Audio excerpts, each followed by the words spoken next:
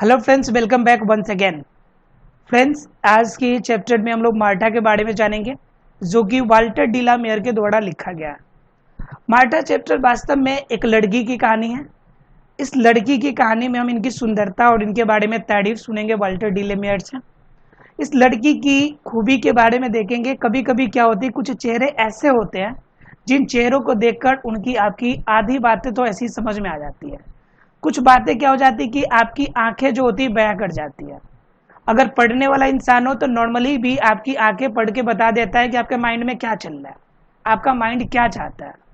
तो आंखें पढ़ना भी एक बहुत बड़ी बात होती है और आपका देखने का नजरिया, रहने का नजरिया यह डिनोट कर देता है, आपका पोस्चर डिनोट कर देता है कि व्हाट डू यू वांट, आप क्या चाहते हैं, आपके दिमाग में क्या चल रहा है। मतलब आपकी कहने वाली बातें, आप जो बोलना चाहते हैं वो कभी कभी आपकी आंखें बयां कर देती है। ठीक है, तो सेम घटना यहाँ पे वाल्टर डी ला मेयर आपको डिनोट करना चाहते हैं। ये घटना करने का मतलब है कि एक लड़की की घटना है और एक लड़की की सुंदरता के बारे में हम लोग यहाँ पे जानने की कोशिश करेंगे। चलिए, आप बिना लेट किए हुए स्टार्ट करते हैं आज का चैप्टर। और आज के चैप्टर जानेंगे पहले वाल्टर डी ला मेयर के बारे में, क्योंकि यह एक अद्भुत कवि है, अपने समय का एक अलग कवि है।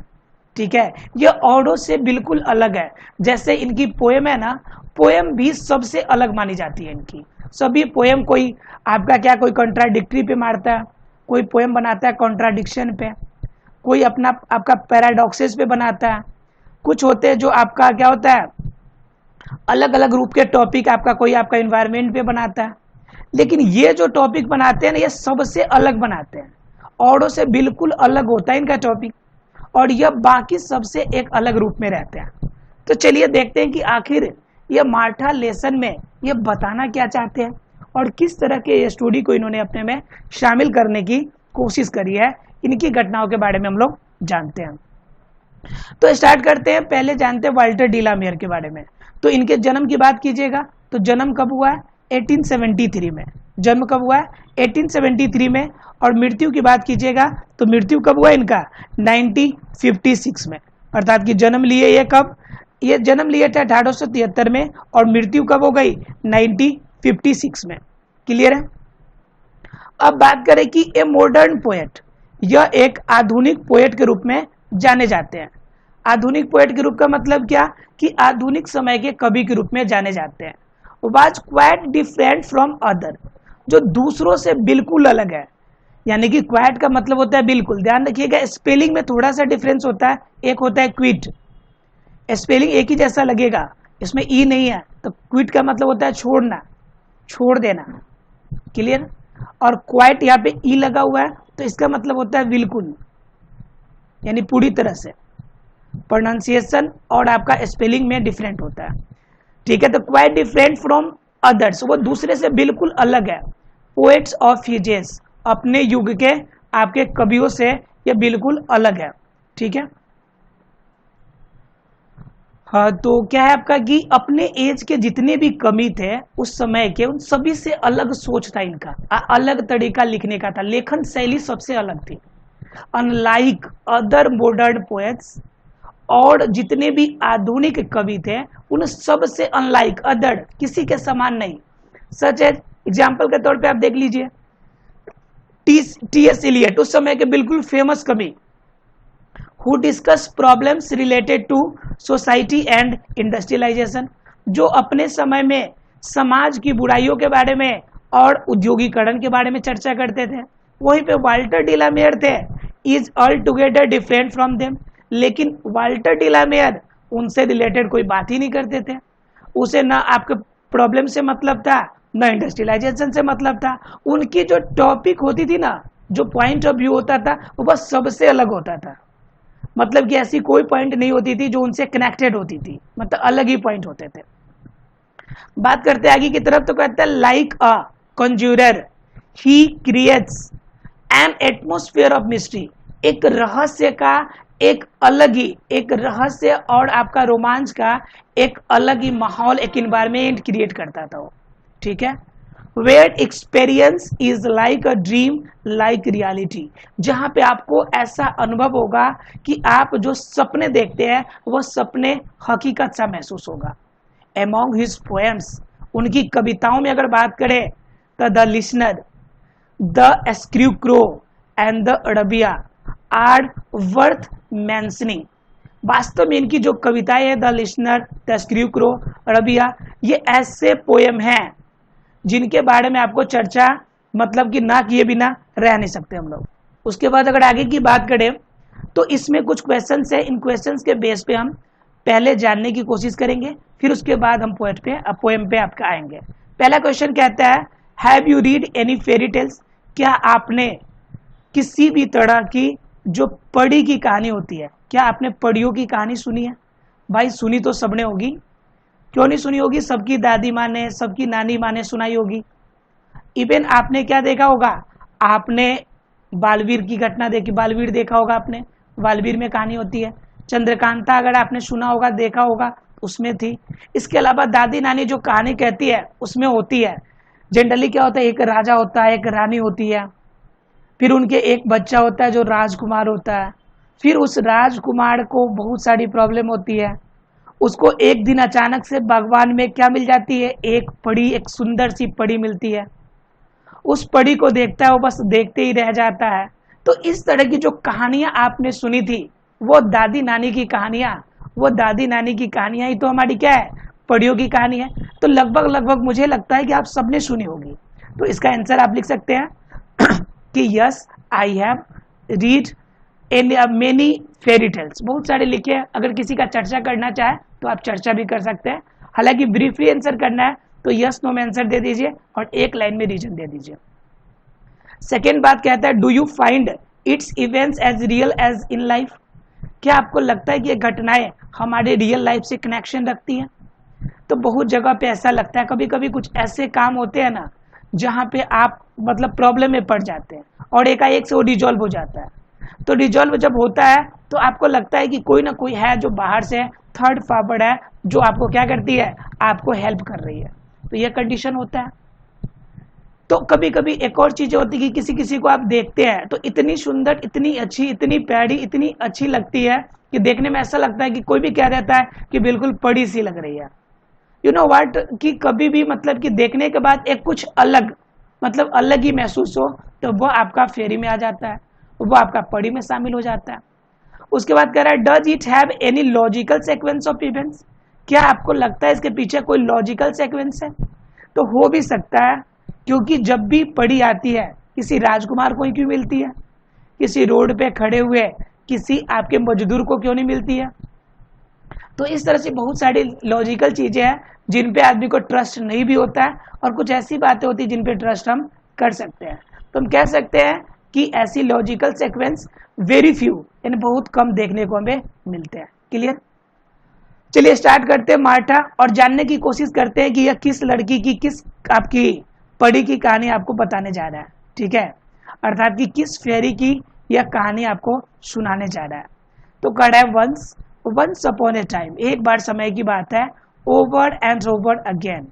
ठीक है, एक समय की बात है और वो घटना बार बार हमें याद दिलाती है, वो बार बार हमारे सामने आती है, बार बार उस चीजों को हम भूल नहीं पाते, बार बार उसे हम क्या करते हैं, याद करते रहते हैं। ठीक है, तो ये घटना क्या है हमारी, तो ऐसी क्या चीज है जो बार बार याद दिलाती है? तो बार बार सिर्फ वही चीज याद आती है जिसमें आपको ज्यादा दिलचस्पी होती है, जो आपके दिल के ज्यादा करीब होता है। क्लियर?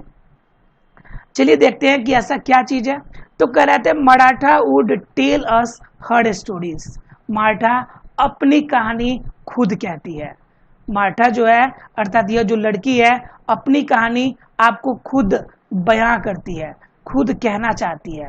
क्या बयां करती है? इन द हैजल ग्लेन, ऐसे लगता हो जैसे हम वादियों में हो, खाई हो बड़ी सी, चारों तरफ हरियाली बिखरी हो, उन वादियों के बीच में बैठा हूँ और उन हरियाली के बीच में एक बहुत ही सुंदर लड़की वहां पे बैठी हो मुंडक पे और वो अपनी कहानी अपनी आंखों से बयां कर रही हो, ऐसा महसूस होता है। एक ऐसी सुंदरता की तस्वीर जिसे हम चाह कर भी ना भूल सके। क्यों? देखिए उसकी तस्वीर की आपकी उनके बारे में जानकारी प्राप्त कीजिए। आप कह रहा है hers were those clear grey eyes, बिल्कुल भूरी क्लियर, बिल्कुल साफ आंखें, बिल्कुल साफ और सुंदर आंखें। जब साफ और सुंदर आंखें जब देखते हैं, बिल्कुल पैनी नजर देखते हैं, तो देखने के बाद समझिए कि आपके दिल की जो आपके रोम रोम जो होते हैं खड़े हो जाते हैं, बड़ी महसूस अच्छी सी खुशी का आभास होती है। You watch and the story seems, उसे देखती ही उसकी सारी कहानी हमें प्रतीत हो जाती है। टोल्ड बाय देयर ब्यूटीफुलनेस, उसकी सुंदरता उसकी कहानी बयां कर देती है। ट्रैंक्विल्स एज ड्रीम्स, ऐसे मानो कि यह आपकी सुंदरता जो है यह सुंदरता नहीं बल्कि एक क्या है, ड्रीम है। इस ड्रीम को यह बताना चाहते हैं। ठीक है, तो ड्रीम को बताने का मतलब क्या कि कोई चीजें होती है जिन चीजों को आप सपना में देखते हैं, यानी ट्रैंक्विल तो आपको क्या करता है कि यह सपना लगता है। तो सपना लगने का मतलब क्या है, उसके पीछे रीजन भी है। ये रीजन क्या है आपका, कि रीजन ये होता है कि आप ऐसी चीजों को देख लेते हैं जिन चीजों की जैसी सुंदरता आपने अपने लाइफ में कभी नहीं देखी हो। तो जब इतनी सुंदरता देखते हैं, अचंभों वाली चीजें देखते हैं, तो आप उसे भूलना चाहते हैं लेकिन भूल नहीं पाते हैं। तो वैसी एक लड़की है सुंदर सी, जिनकी आंखें बयां करती है, बूढ़ी प्यारी सी आंखें उसकी सारी कहानी उनकी सुंदरता को बयां कर जाती है। चलिए देखते हैं आगे।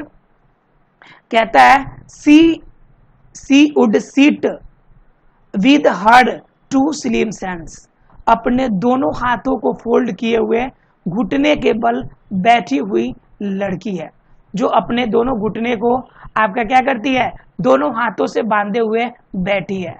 कोलैप्स राउट हैंड बेंड नीज, जो मुड़े हुए घुटने हैं उस घुटने को आपके अपने पतली पतली हाथों से, प्यारी सी हाथों से बांधे हुए बैठी हुई है।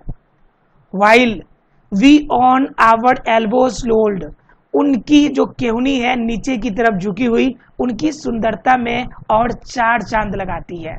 एंड स्टेयर्ड एट इजी, और जो उनकी तीखी निगाहें हैं, उनकी जो प्यारी सी निगाहें हैं, यह निगाहें एक अलग ही प्रकाशमान सा महसूस होती है।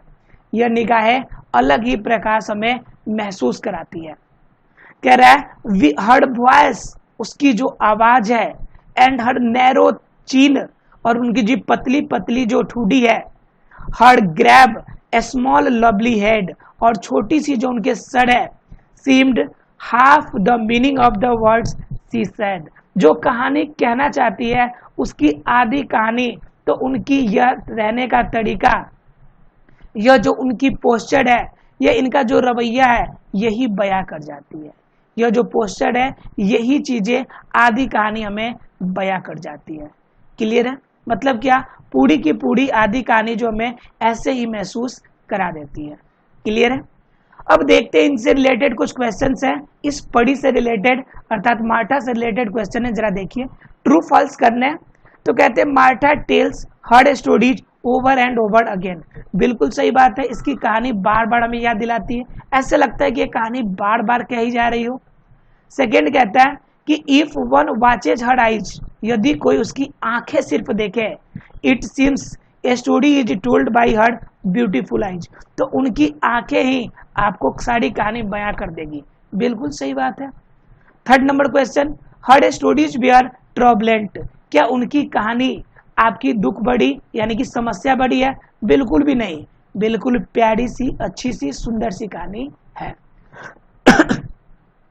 फोर्थ नंबर क्वेश्चन की बात करें, कहता है she would sit with collapse hands around her neck, क्या करे, गर्दन को मोड़े हुए वह आपका कोलैप्स होकर बैठी हुई है, बिल्कुल गलत बात है, वह अपने नी को कोलैप्स करके अपने हाथों के साथ बैठी हुई है, तो ये क्या हो जाएंगे आपके, फॉल्स हो जाएंगे। Third number false, second true, first true. Fifth number कह रहा है Martha would tell her stories in greenish brown valley, बिल्कुल सही बात है, यह ग्रीनिश, ग्रीनिश का मतलब क्या होता है, हैजल, ग्रीनिश का मतलब क्या होता है, हैजल, और ब्राउन वैली के लिए आपका क्या हुआ है, एक वर्ड यूज किया है, और ब्राउन ग्लेन, उसके लिए क्या वर्ड यूज किया गया है, ग्लेन, तो कह रहा है हैजल ग्लेन की बात, तो वही ग्रीनिश ब्राउन वैली में ये कहानी सुनाती है, तो बिल्कुल इसका सही है। देखिए एग्जाम में कभी कभी मीनिंग पे भी दे देता है, अब आपका ग्रीनिश ब्राउन वैली दे दिया, अगर आपको हैजल ग्लेन का मीनिंग नहीं पता होता तो फिर आप इसका आंसर नहीं लगा पाते। देखते अगले क्वेश्चन की तरफ। अब आगे देखते हैं इसकी ब्रीफली क्वेश्चन है, इनको देखिए आप। कह रहा है what does Maratha do in the hazel Glenn. कह रहा है कि मराठा हेजल ग्लेन में क्या कर रही है भाई, तो बैठी हुई है, मतलब कि बैठी हुई है और प्यारी सी निगाहों से उस वायुमंडल को, उस वातावरण को देख रही है। What is the colour of Marathas eyes. Marathas eyes की आंखें कैसी है, तो क्लियर ब्राउन है। कैसी कलर है भाई, क्लियर ब्राउन, क्लियर। उसके बाद कह रहा है who are staring at easy, तो मार्था, मार्था ही क्या कर रही है जी, कि बिल्कुल एक तरफ से निगाहें अपनी टकटकाए हुए देख रही है। फोर्थ नंबर कह रहा है how do you sit to listen to Martha's story. वह कैसे बैठी हुई है, तो आपने क्या कर दिया है, अपनी नी को चारों तरफ से कोलैप्स करके अपने किसको, अपने बाह को, अपने हाथों को, अपने हैंड को, नी को कोलैप्स करके बैठी हुई है। फिफ्थ नंबर कह रहा है half of the story sad. उसकी आधी कहानी कैसे मालूम चलती है, तो उनकी पोस्चर और उनकी आंखों से, उनकी रखने का, बैठने का पोस्चर और उनकी ब्यूटीफुल ब्राउन आईज ही आपको कहानी बता देती है। चलिए अब देखते हैं आपकी पोएम की आधी पार्ट को। आधा पार्ट क्या कहता है आपका, कि वंस अपॉन ए टाइम, एक बार की बात है, बिल्कुल एक समय की बात है। लाइक अ ड्रीम, एक सपने की तरह, you dream in the night, जो सपना आप रातों को देखते हैं। फेरीज, पड़िया, एंड ग्नोम्स स्टोल आउट, और आपको चुरा के ले जाती है। Gnomes stole out in the leaf green light, आपको लेके चली जाती है उस हरी बड़ी हरी लाइट में, हरे हरे प्रकाश में, हरियाली में आपको लेके चली जाती है सपनों में, वह वादी का अनुभव कराती है। And her beauty far away, और उनकी सुंदरता तो पूछो मत, अलग ही है, बिल्कुल दूर दूर तक उसकी सुंदरता है। Would fade as her voice ran on, जैसे ही उसकी आवाजें निकलती है सब कुछ धूमिल सा हो जाता है। टील हैजेल एंड समर सन, ठीक है, कब तक, टील हैजेल एंड समर सन, जब तक गर्मी की आपकी किरणें नहीं पड़ती तब तक ये हरियाली भरी यह सुंदरता आपको बिल्कुल देखने को मिलती है।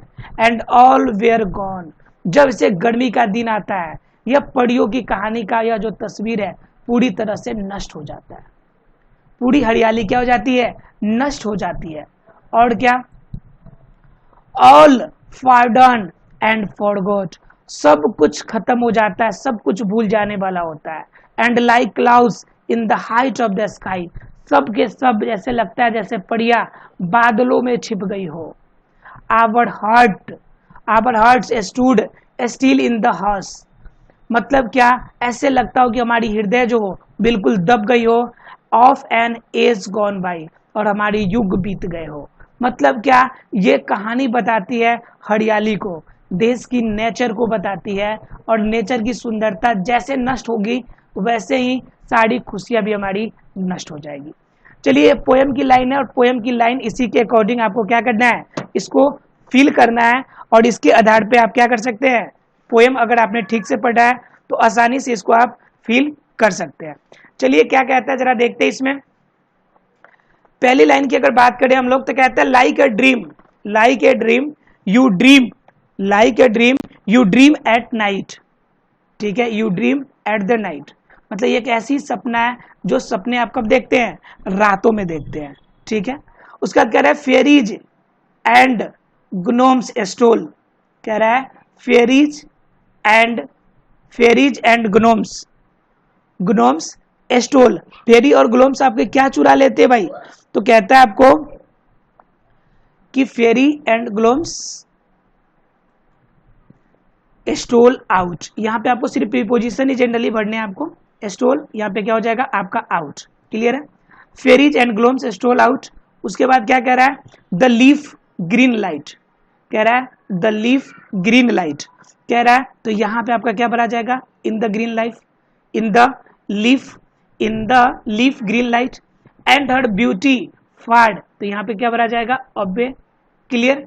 उसके बाद कह रहा है would fade as her voice ran, her voice ran, तो रैन के बाद क्या हो जाएगा, ऑन हो जाएगा, रैन ऑन। इस सब में प्रीपोजिशन सिर्फ भरने हैं, ठीक है, पोएम के अकॉर्डिंग। ट्रू फॉल्स से इसे क्लियर कर लीजिए। Fairies and gnomes stole out Martha's beauty, बिल्कुल सही बात है। कह रहा है कि like a dream her beauty gradually faded away, बिल्कुल सही बात है। Her voice could be heard until hazel and summer sun and other things faded away, जैसे ही समर सन आते हैं वो साड़ी आपकी फेडेड हो जाती है, बिल्कुल सही बात है। Clouds in the sky are on lower height, बिल्कुल गलत है, लोअर हाइट पे नहीं बल्कि बहुत अपर हाइट पे रहता है। आवर हर्ट्स आर सॉक्ड, हमारी जो होती है हर्ट होती है उनमें शौक पहुंचता है, बिल्कुल सही बात है। हरियाली खत्म होगी तो शौक लगेगा। मराठा टेल्स अर स्टोरी टुडे, मराठा आज आपको एक कहानी बता रही है। टेल्स हर स्टोरी टुडे, आज कहानी आपको बताती है, बिल्कुल सही है। Her stories have tranquil effect, ये भी सही है आपका। तो इस तरह से आपके ट्रू फॉल्स पे आपका कवर कर लेंगे आप। नीचे आपके ग्लोसरी एंड नोट से इसको देख लीजिए आप। हैजल का मतलब होता है ग्रीनिश ब्राउन, ग्लेन का मतलब होता है कि डीप नैरो वैली, यानी कि बहुत सारी गहरी आपकी वैली। ट्रैंक्विल का मतलब होता है काम और पीसफुल, मतलब शांतिपूर्ण। स्लिम का मतलब होता है पतली, अट्रैक्टिव, जो पतली सैप होता है वो। कोलैप्स का मतलब होता है कोई चीज जब टाइटली टकराते, जब बंधे होते हैं उसे कहते हैं हम लोग। स्टेयर्ड का मतलब होता है कि एक लगातार किसी चीजों को आप जब देखते हैं लंबे समय तक। और ग्रैब का मतलब होता है कि जब एक पर्सन जो होगा एकदम सीरियस अपीयरेंस में होगा या सीरियस बिहेवियर करेगा तो उसे ग्रैब कहते हैं। और फेरी का मतलब पता है आपको, इमेजिनरी और क्रिएटिव जो मैजिकल पावर होती है उसी को हम क्या कहते हैं, परी कहते हैं। और हुस का मतलब होता है वैसा जगह जहां पे आपका शांतिपूर्ण चीजें उपलब्ध हो। क्लियर है? मिलते हैं अगले क्लास में, तब तक के लिए thank you very much friends.